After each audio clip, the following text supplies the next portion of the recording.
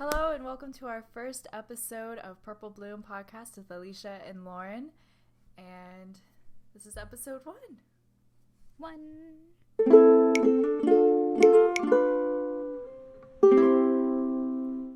Okay, so let's go ahead and get started with our first episode of our podcast. We're both really excited to start this.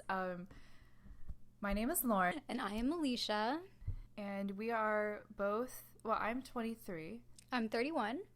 Yeah, and I am currently a music teacher, so I teach private lessons. I teach violin, piano, and ukulele. And then I also am an e-commerce program manager, which is just a fancy way of saying I run the social media and the website and like marketing of a shop here in my city. So that's what I'm up to. What are you up to, Alicia? Right now, I am a reading intervention teacher for kindergarten through second grade.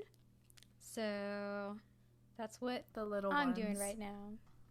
The little babies. So yeah, that's a little bit about us and who we are and what we're up to right now. And the reason why we wanted to start this podcast, we've been friends for a long time now, I feel like. Yeah. And we call all the time and we have these like really deep, like meaningful conversations. Like I often like I get off the phone with Alicia and I'm just like, wow, that was like a really good conversation. Like I feel like really like fulfilled kind of in a sense. Same.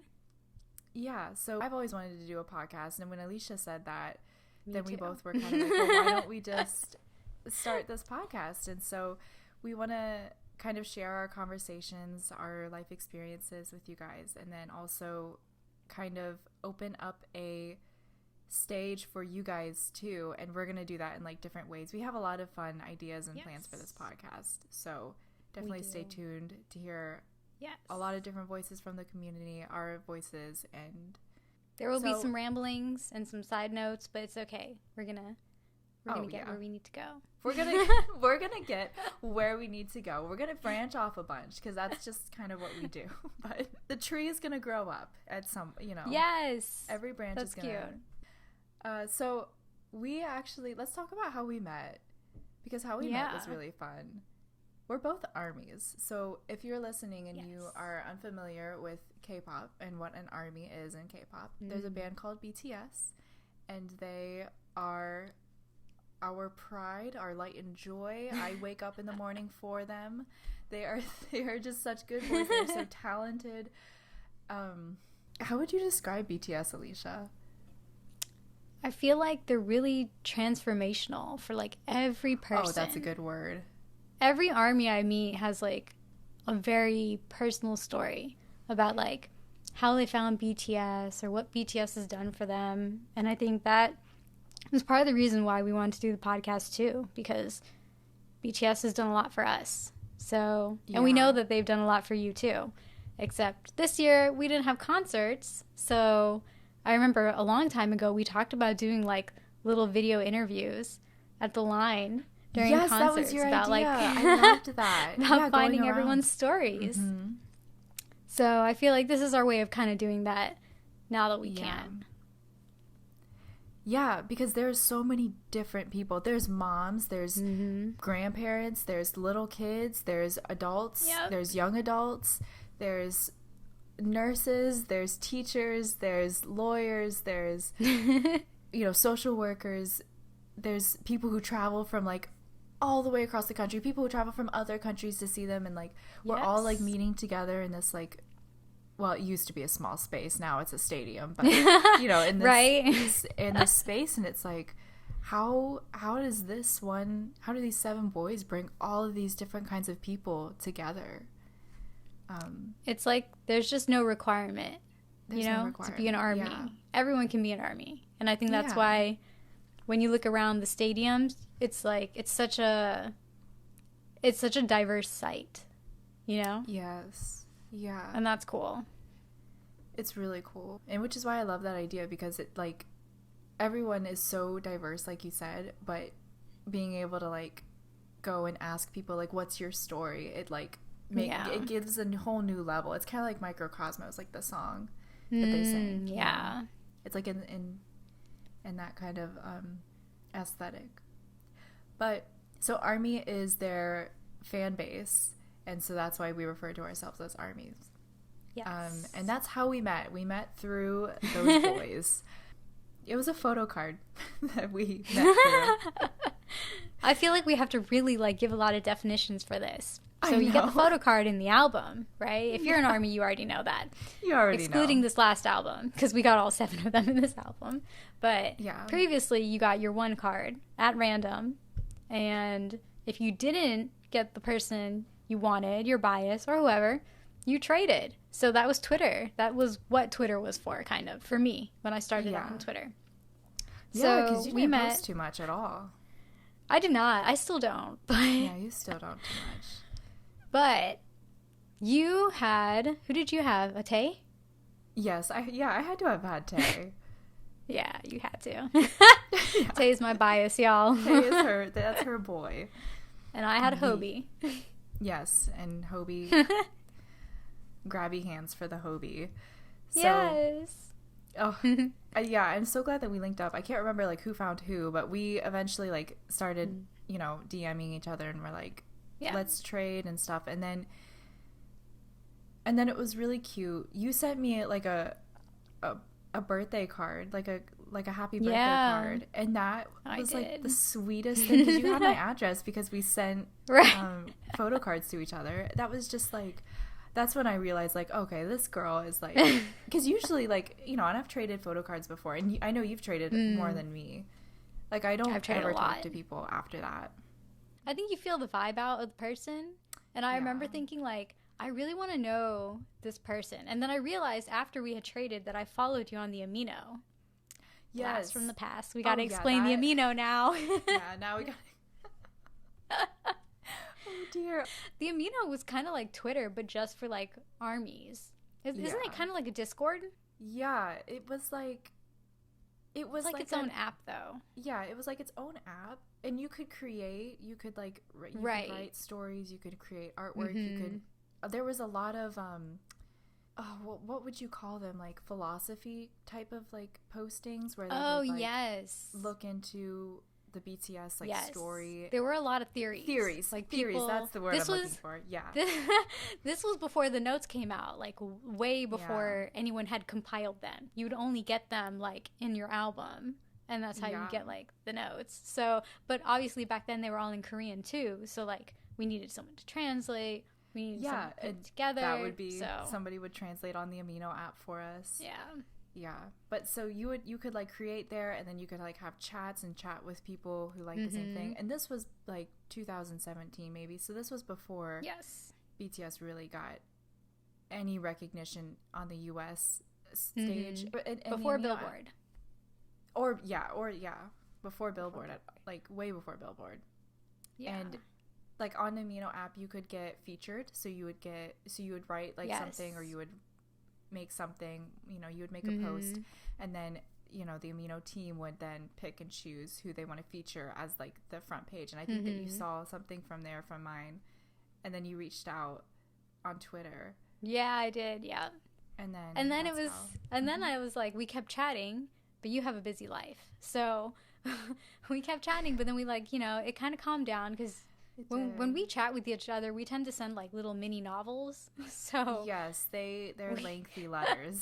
That's what I always thought of them as like a pen pal, like a letter type of kind of vibe. But and I sent this birthday card like unsolicited. I just knew it was your birthday, and I was like, I'm gonna send her a card. It could have been creepy, but no. Well, that's your love language though, and that was like that just made my whole day, and I still remember that. I still have it. Yay.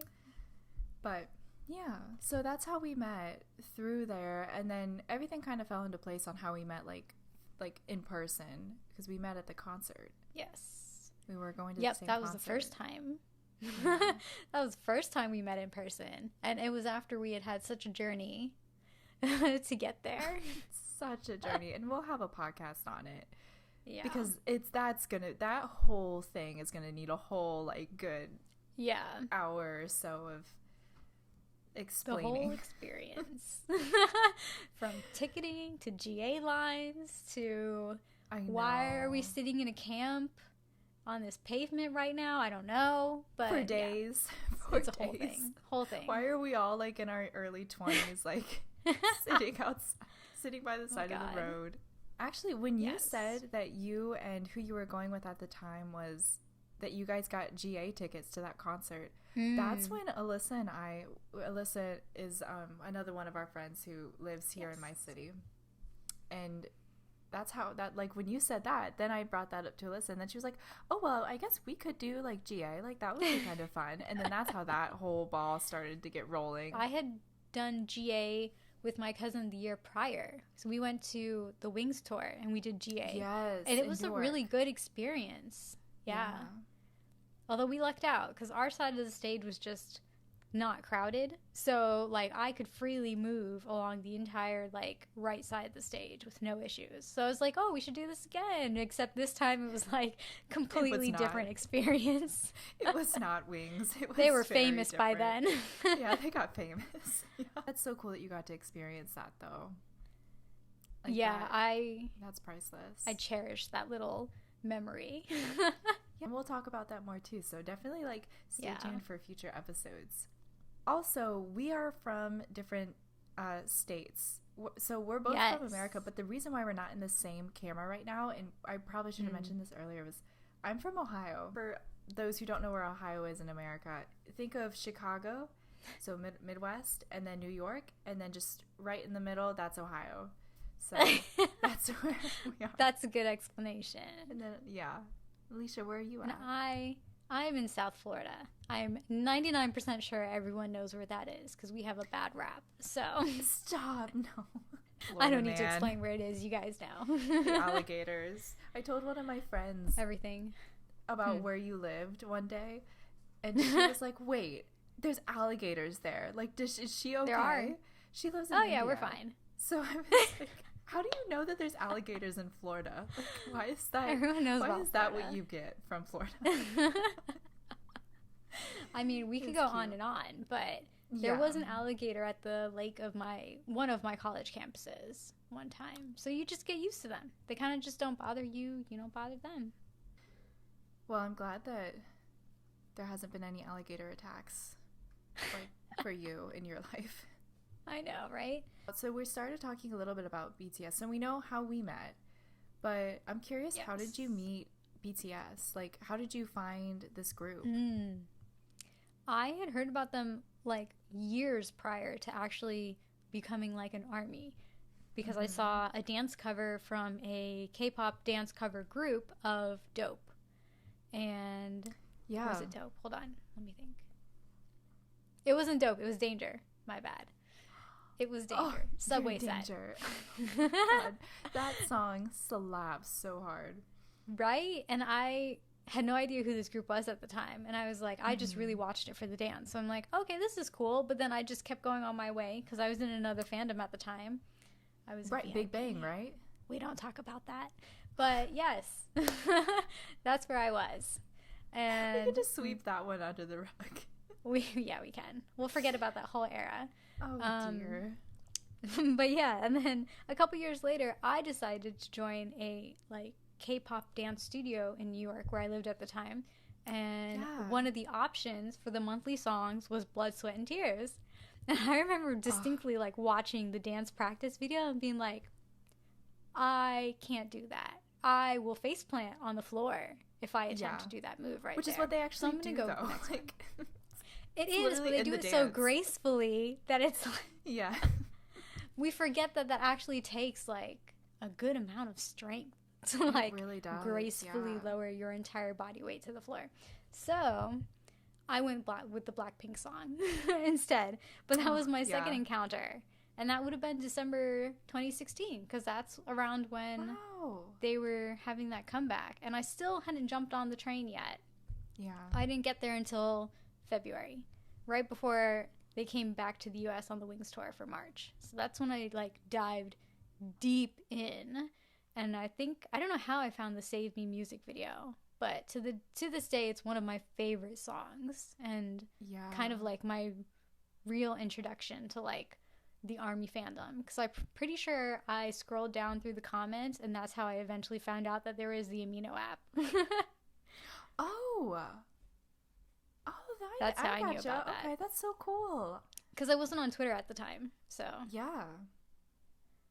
that was my kind of complicated introduction. No, I love that. Honestly, I bet if they were doing another dance, like if they did Fire, even Dope, Yeah. like an easier dance, I feel like you would have been like, oh heck yes, like I I feel like you would have signed up for that class. But Blessed Red Tears, that's a difficult one. That's a also dance. That was before they were big. And Blackpink were kind of in the same boat too, though. That's cool that your studio was doing both of those songs. Like they were ahead of their time. Yeah. You could choose. So they would do like, based on demand, they would be like, oh, well, whoever wants to do this, they had 2 different studios and you could pick like which one you wanted to go to and which studio. So it was fun. That is really nice. Yeah. Wow. But your turn now. How did Lauren meet BTS? It's kind of similar. It's like the dances.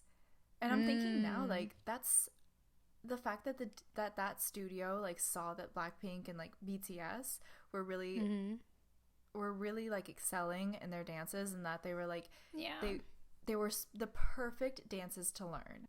I think that in 2016 BTS were doing something really cool with their dances and like their choreography that not a lot of other K-pop groups were doing at the time. And I don't know how to really explain it.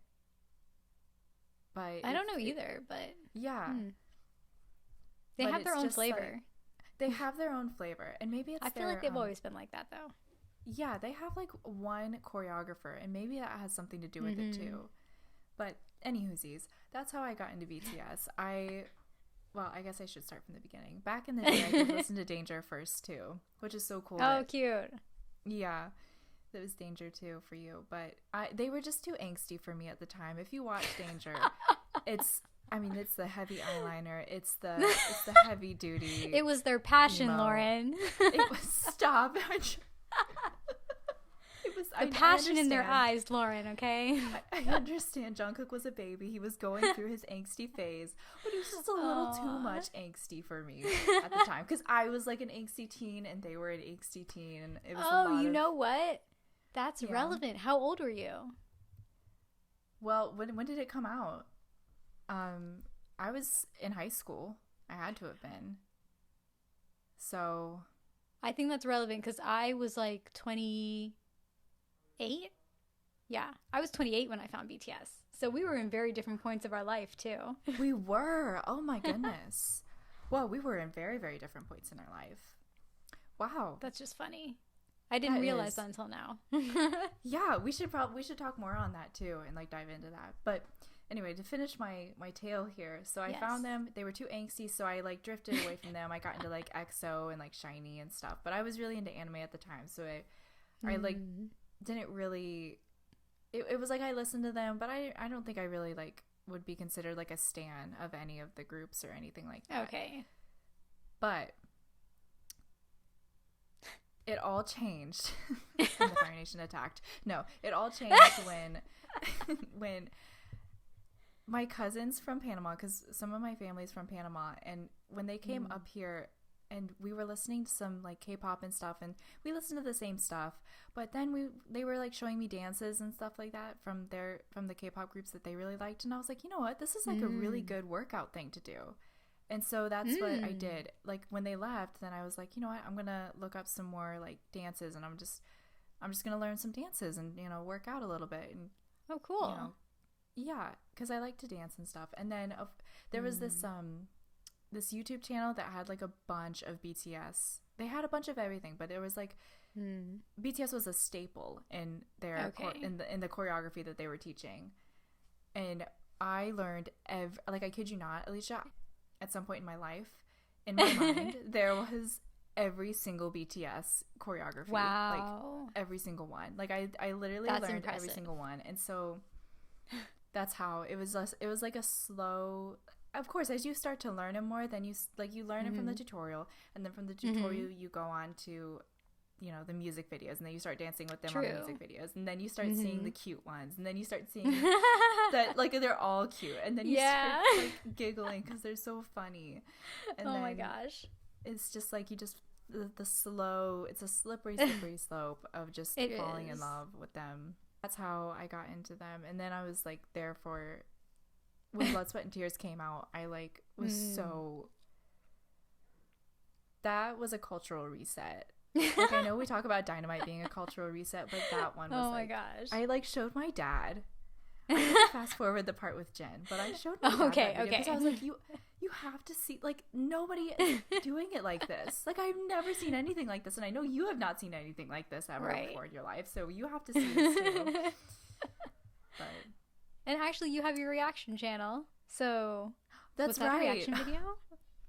That's right. Yeah, we reacted. Like, a couple years later, there we reacted to Blood, Sweat, and Tears again, and he was like, wow, this is so cool. I'm like, Father, you've seen this before. You saw this when it... He doesn't remember. He doesn't know. He's a dad, of course. So that's really cool that, like, our stories kind of begin with the dancing. Yeah. I didn't realize that before.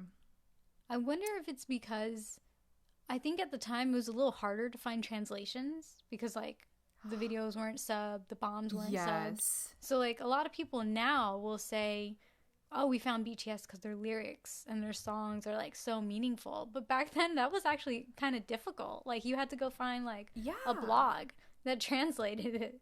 So, yeah, I think that kind of makes sense. On the nail. Yeah, like, it kind of makes sense now that, like, the dance is what drew us in to begin with. And then as you fall down the rabbit hole, I feel like then you're like, oh, there's so many layers.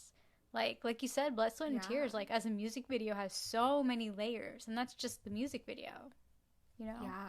I would love to hear, like, if anyone's listening out there and you're a new fan, and knew I would consider, like if you got in during Dynamite, or what was before Dynamite? 7. Map of the Soul 7. Oh.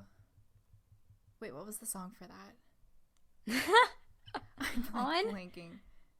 Right? On. It was on. That's what it was. That's what it was. Yeah. Guys, I was like thinking, the pandemic is just through like the tabs. The pandemic has just taken a toll on our brains, truly. Yeah, but like On, I would consider like a newish fan. Yeah, like I would love to hear how you guys got into BTS. Like that's like, was it a slippery slope? Was it like subtitles, like Alicia said, or like getting to like intake their content in that way, or was it like the dances, like how Alicia and I both started? I think that's really cool, like to hear other stories like that. Yes. Now that when we go back and I look at like some of those, not even like old videos, just like 2017, I'm like, oh my God, they look like babies. Yeah, and that's only I remember like 3 years ago. Right? And I remember at 2017 being like, oh, they're so cute and they're handsome and like well styled. And now it's only been like 3 years and I'm like, wow, I feel like they've all like matured so much. It's really funny. Amazing. Like you think Taehyung can't get any more handsome, and then every year he gets more handsome. Like last night, okay, this is the side branch like we were talking about in the beginning. Yeah. Last night we were watching the rerun. Alicia and I were watching together the rerun of the New Year's Eve big hit concert. Is that what it was called? New Year's Eve Live. NYEL. New Year's Eve. That's what it was, yes. And we were watching that together, and I was just texting Alicia. Like, I was just, like, open mouth, like, mouth breathing when BTS were performing, and I was just, like, texting Alicia, like, how, like, Taehyung is the most beautiful man I've ever seen. It's hard for us Tae biases. Like, yeah, like, don't understand how you guys do it. Like, how do you like, how is that allowed to exist? Like, I often wonder, like, how did God create him, like, in such perfect image? My God. And it's so funny because, like, he's still himself in so many ways. Like, if you go back to the really old content, like, he is still very much the same unique person that he's always been. And now he's grown into his style, he's grown into his body, he's grown into, like, I think his confidence. Yeah. Like we've grown up and they've grown up too. And it's so funny because when you grow up together, it's harder to see it. Like you don't see yourself grow, right? Someone else sees you grow and they're like, oh, you look so different now. And you're like, do I? Huh. Yeah. I wonder if that's what they do though. I don't know. They have very different life experiences than the average person. Yeah. And I think that makes them grow up in a different way, and it might make them grow up a little bit quicker too. I'm sure it does, because they were just working so much. Although this year they really got a chance. Yeah.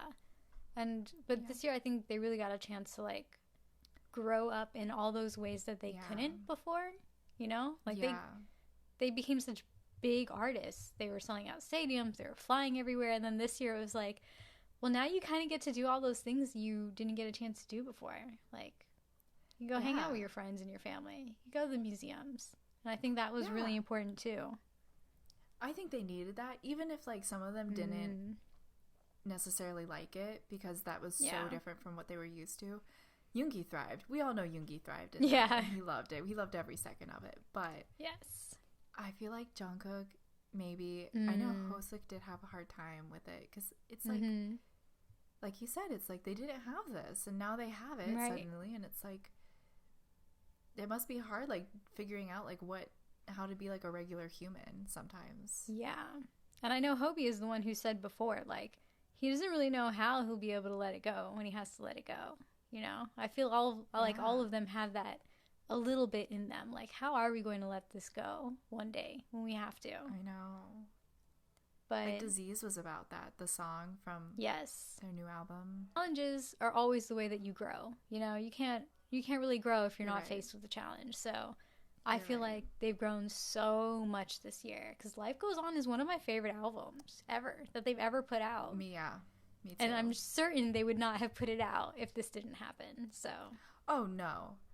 No, if we want to talk about that album, I think that album compared to Seven, they're both beautiful and amazing, but I think they were made for different purposes. I think that Seven was meant to be performed, and I think that that's why they had a lot of different people composing those songs too. But then our newest album here, B, was meant just to be music, and it was made by the boys for us. You know? Yes. And I really like Life Goes On. I know a lot of people didn't, because it's such a departure. Because like you said, they're very much about performing. And so B is not really one that's like, you know, overwhelming performance. This is not like going to be a huge Dynamite type stage. But I don't know how many of those songs are going to make it into the concert, you know? Yeah, that's true actually. But I kind of really like that it's mellow. Me too. Yeah. It felt like it was appropriate for the year. Yes, I agree. So. It was appropriate, and it felt, by being a little bit more mellow, it felt a lot more genuine from them. And it felt mature too, because if we think about it, what you said, like, almost all of their albums are really meant to be performed. Like, so I don't think they've really done an album that was super personal. I think Map of the Soul, if it had been done in the 3 parts like they originally planned it to, would have been like that. But because we kind of got this, like, we got Persona and then we got Seven, it didn't feel really cohesive. So I feel like we missed out on that one. But hey, Life Goes On came around, B came around, and I think that made up for it, for me at least. So we've been over how your bias is Taehyung, because that's the photo cards that you collect. Taehyung and Jungkook, you collect Jungkook too. I do. But how did that boy become your bias? At first, Jimin was the one who caught my eye, because, you know. Yes. Jimin gives off that energy. He this is another branch, just really quick. When we were watching the concert live last night, there was a point in like the first song that they sang that Jimin he looked out, and there was I knew there was no crowd, but I was like scared. I was like, Jimin. I was like, that's what I sent those like hot emojis to you. But if there was a crowd, Jimin would have decimated some people right there. He would have decimated them. He was born to be a performer. He was meant to be a performer. So I get that. He caught your eye first. He's an eye catcher. I think especially too in Danger. He was very much like he was very catchy in Danger, and that was the first video I saw. But going back to Save Me, I think after falling down that little hole and going into like the Bangtan bombs and all that stuff, I think Tay caught my eye because I was like, he's so cute. It wasn't even that he was like super handsome. It was just he was so different. And I'm like, you're cute, but you're like so weird. And I like that. I like that you're not like he's a weird boy. 2D. Like you're very, very much your own person and like will do what you want to do. But also like heart of gold, because I really love Tay's heart. He's very, when he loves you with like all of his heart. And when he doesn't like you, you know it. Oh, you know it. He has a very good bullshit radar. Like, incredibly good. But it makes it more special when you're in that group with him, though. Like, you know, in that, like, circle, in that small circle. Because, like you said, once you're in there, you're in there. Like, you're one of his buddies. Yep. And he's just so cute. And I remember seeing him in a lot of other things, too. Like, Hwarang and all, like, the related interviews that he did with them. Like, the beginning of Wooga, Swad. And I'm like, this is so cute. He's so cute. So that's how he became my bias. Such a good vibe. He's definitely very different than the average idol in Korea. Yeah. I would say. That's very true. And it might be because he never wanted to try out for, like, he didn't, like, he wanted, like, you know, it was kind of like, do you want this? And he was like, yeah, why not? You know? Because so the story of how he became part of BTS is he came from a country town. He came from Daegu, and he came up with his friend to Seoul, and his friend was auditioning for the Big Hit audition for the group. But they asked Taehyung if he wanted to audition too, and then guess who got in? Taehyung, and not the friend. But we love the friend. Hopefully he's doing well. But good vibes. Yeah. Good vibes sent to friend. But that's how Taehyung got into the group. So it's kind of like, whereas groups now, like ENHYPEN, which is incredible. Like, I watched them a little bit last night at the concert, and they are like out of this world incredible. They are. But all of them went through like a game show to be in the group. Right. You know, all of them had to were in like cutthroat competition. They had to really want it. And I feel like that's kind of a big three kind of thing too. Although big three doesn't really exist anymore. Like, at least you're right. Well, I got into K-pop in 2010, so the big three were very firmly in existence back then, and so I could clearly tell like certain groups formed kind of naturally, although that's not really a thing in K-pop, but like they at least liked each other. And certain groups you can tell like they didn't really like each other, and this was very much like a business relationship. So I like that, and I think that's what sets BTS apart. Like, you can tell that they actually genuinely like each other and get along with each other, and it's not just something manufactured for the camera or the group. And you can tell by the fact that like him and then Jin's story is also kind of very similar to where he was just like walking to school, and they like scouted him and were like, do you want to be a K-pop star? And he was like, I mean, I guess. So I would say the same thing. Be like, well, yeah, sure. Yeah, I would never turn that opportunity down. But it just like shows you that like their dream wasn't to be in front of like the camera, in front of the stage and stuff like that. And I think that kind of plays into not that having a dream like that is disingenuous at all, but it does make it like a little bit more genuine that like they like were fine not doing that, if that makes sense. Yeah. I think so. Even now, I feel like both of them still are very much those people where they're like, well, we do this and we love it, but if we didn't have to do this, or if this wasn't like the opportunity, we could have done something else. But now we're on to your bias, Lauren. He's just a good boy. Oh gosh. He is. Oh gosh. All right, so I love John Ho-suk with every fiber of my being. He is. I need to be careful. So the way that I found Hobie to be like my guy is, I was just like, I can't remember the specific bomb that it was, like Bangtan bomb that it was, which is like their kind of like behind the scene vlogs. Yes. But it was, I can like see it in my head, like in my mind, like the one that it was. Like they were all in a line and he was like on the end of it. And this was like, you know, I was just getting into them. Like I had just finished like doing like a little dance for them. And then I saw this on my recommended and I was like, oh, what is this? And so I clicked it. And all the boys, like you could tell there was like tension. Like they were very nervous. Okay. Because there was like an MC person standing beside them. And they were just like very kind of like, you know, stiff a little bit. But then my little guy started screaming. And then he's just like was doing these like twirls. And he was just running in the middle and he was just like flapping his arms. And then I was like, who? Well, I was like, oh, ma'am, this is a Wendy's drive-thru. Oh my God. I was like giggling though because I was like, he's such a nutcase. What is he doing? Right. But then it was like, I noticed how the boys all just like cackled with laughter. Like some of them, like they were like, it was like secondhand embarrassment. They were like, oh my God, this young. But it was also like, you could tell like they started talking a lot more after that, you know, and it was like, I felt like when I first started, like when I clicked on it, I was like, ooh, this is like making me a little uncomfortable. Like they're very uncomfortable. But then after Hobie like just did his little like screaming dance chant, then it was like, oh, like, I want to find this video.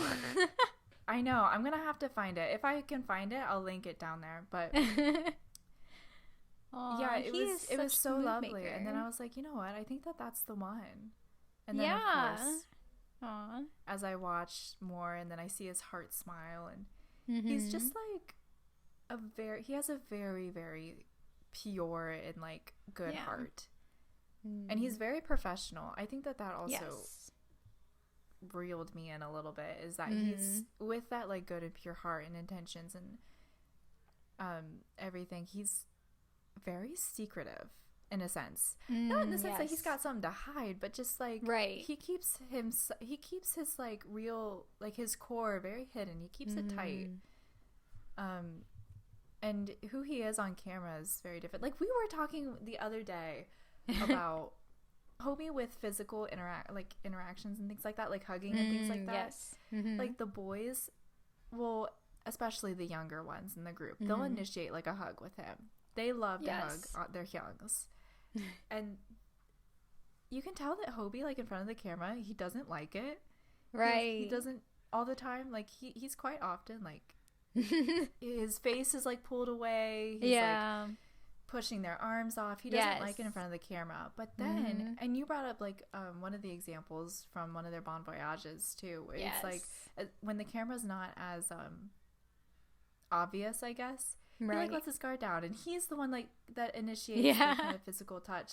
So it's kind of like things like that makes it like really to me like very endearing that like he's got all these different like parts to him, I guess too. And it's funny because like so cute. Yes, he is, and it's funny because I was thinking about it just now. What you said, like I think Hobie and Tay are like opposites because Tay is very open with his affection. They are very opposite. Like in front of the camera, he's like, I'm gonna throw my body on this young and this maknae, and you are just gonna cater to me. And that's just who he is. Pretty Tay gets close to a very thin line at some times. Yeah, he does. Too. He doesn't know what like personal Tay, the space cameras is. are on. I know. But he's like the same with Hobie. Like Tay has just such a pure, like good intentions. He just he's got a lot of love to give, and he's so willing to give it. Yes. And if you haven't watched any of the Bon Voyages, go watch the Bon Voyages. They're totally worth the money. I think you still have to buy them. Yeah. I'm sure they're free somewhere, but you know. Yeah, Big Hit, don't shut us down. Yeah, right, please. But no, that video that I mentioned and brought up, the one was from Bon Voyage, the first season, with Hobie and Jungkook just cuddling up in that bunk because the camera's they're not being filmed. There's just a camera there, so I think it's cute. Yeah, it's very endearing to me. And I just like my relationship with Hobie, like as an idol, is like the fan idol relationship is like I just like I see him and in my heart I just want to like hold him gently in my palm Aw. than the palm of my hand. And then Yeah. also I like to put him in my pocket too and keep him safe there. Just like to protect. Because he's just like, I don't know. I don't really know how to explain it. Like, I just see him and I'm like, that's my good boy and I want to protect him. I think maybe it's because we found them a while ago now. Like, we're not super old armies. I think the armies who've been around since like 2013, 2014 are like, you know, the OGs. Shout out to them because they've been through a lot. Which one of our best friends is an OG army, and we'll have her on the podcast at some point too to talk about her experiences. Yes. But I think maybe it's because we found them like around, well, I found Tay around 2017, like really early February 2017, and I felt the same way. I'm like, I want to protect you. So maybe it's when we found them or our ages. I don't know. I think it's really funny though that we're both just like, let us protect these babies. Let us protect. I know. And then I have my I have my members that if they asked me out, I would absolutely not say no. Like, I think we all do. You know, I think we all do. If you're wondering, it's Namjoon and it's Yoongi, but for me, it's just Yoongi. Yoongi, Delicious. that Pisces. Yeah, he's got such like, I don't know. He's got like man energy. I think that's what it is. Like the rest of them are kind of like boys, but Yoongi is like he's a man. He's masculine, like masculine energy. He excludes a lot of masculine energy, and his confidence is so. Yeah. He knows him. Like, I feel like when I look at him, I feel like that's a man who knows himself and like who is sure of himself. Yes. I know he's got like, he deals with mental illness and things like that, but like even the fact that he talks about that is like confidence in and of itself. And I'm just like how in the world can a man be that attractive? That is, that's some criminal stuff. That needs to be locked up. But anyway. Oh man, we're gonna continue on this tangent because he's mine too. Okay. But like, I think it's just the fact that, you know, he can grocery shop, he can cook, he can. You know what? Just start I think the you're fire. onto something. This is like a primal thing here, okay? This is like the I can take care of you, I can provide. So yeah, he's great at writing lyrics. He's great at making music, but on a very primal level, it's like, yes, he can provide. So, and that's really attractive. So I wouldn't be surprised if like half the fandom had him as either a bias or a wrecker. Yeah. As we're going on this Yoongi branch here, I think that the boys, not that they find that attractive, but I think they gravitate towards that energy too. Yeah. Because I think that with that like providing kind of energy and that just strong like masculine, confident kind of energy, he's like the perfect like Hyung for them. Like he can like they can really look up to him and feel like secure or feel like kind of like comfy in the fact that like they know their Hyung's here and like everything's gonna be okay. Yeah, because Yoongi's here, you know. And I think it's actually befitting of like Jin and Yoongi are really good Hyungs. Like they're not the typical Hyungs or like oldest members who are like, no, you're gonna do what we say and you're gonna listen to us. They always approach their maknaes and their younger members from like this really sweet like place, like never trying to like tell them what to do or anything like that. They're just like they never pull the Hyung card. I'm not sure if I've ever seen them pull the Hyung card to the other members. I've seen Jin pull the Hyung card to Yoongi, and that was funny. Wait, to talk about Jin a little bit and how he like handles being the Hyung of these 7 babies or these 6 babies. Do you remember in that one movie when they were fighting in Newark? It was for your Wings concert. It was. He was fighting with Tae, and he never, even when he was fighting with Tae, and that kind of, that, like, according to you too, like, that affected their concert. Like, they were, they were. You could tell they were upset. Yeah, I could totally tell Tae was upset, and I was like, "What did we do?" Like, only to come find out. Yeah, come find out a year later that something else is completely going on backstage. It's not you. No, never. But even then, Jin never pulled the Hyung card, at least that we saw in that whole thing. I thought that was like really cool that he was like pouting. They were both pouting. Yeah. They being were passive aggressive. But those two little Aries moons. He never was like, I'm your hung. You have right. to listen to me. Right. You know.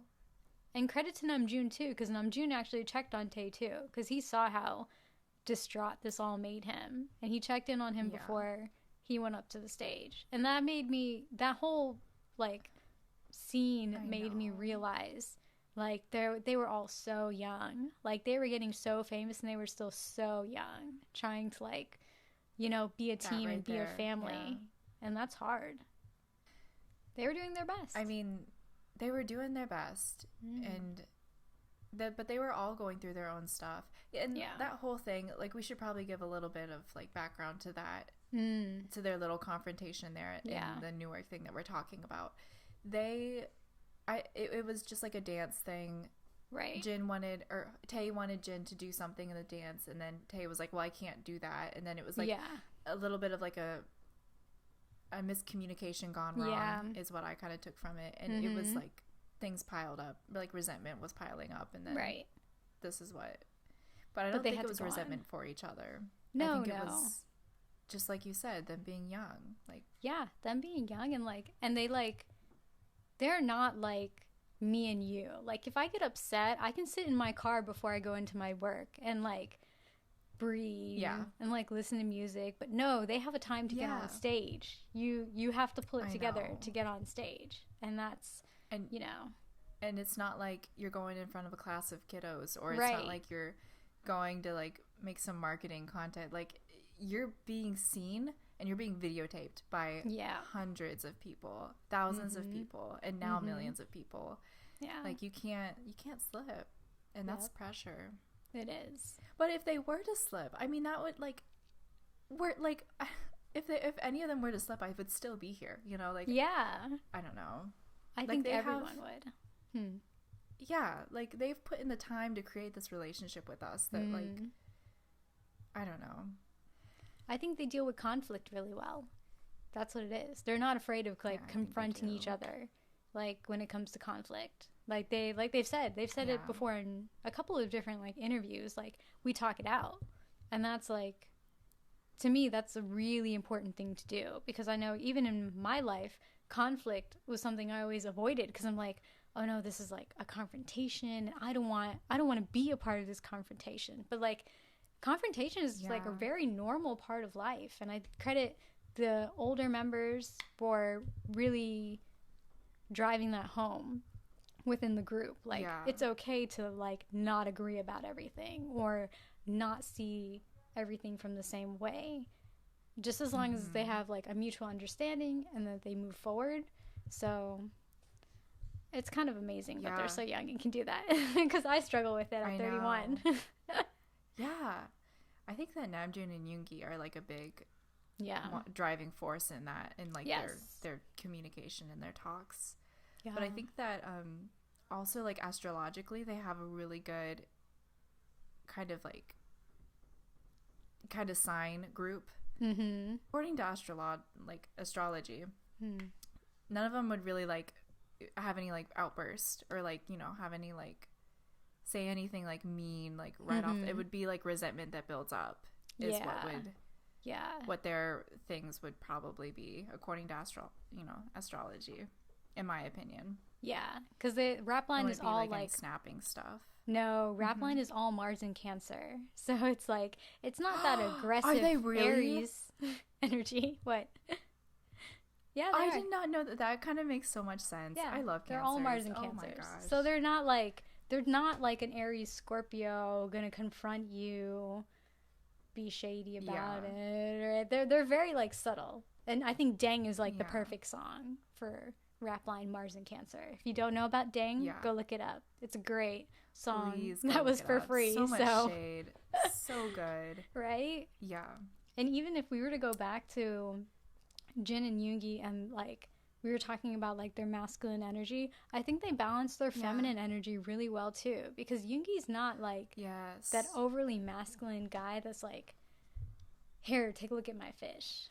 Like, oh my god, not like those guys on Tinder you know what that I'm like talking show about. the fish and He's not like go that. to Home Depot. He's very like low key in his masculine energy because he's really comfortable with it. Yeah.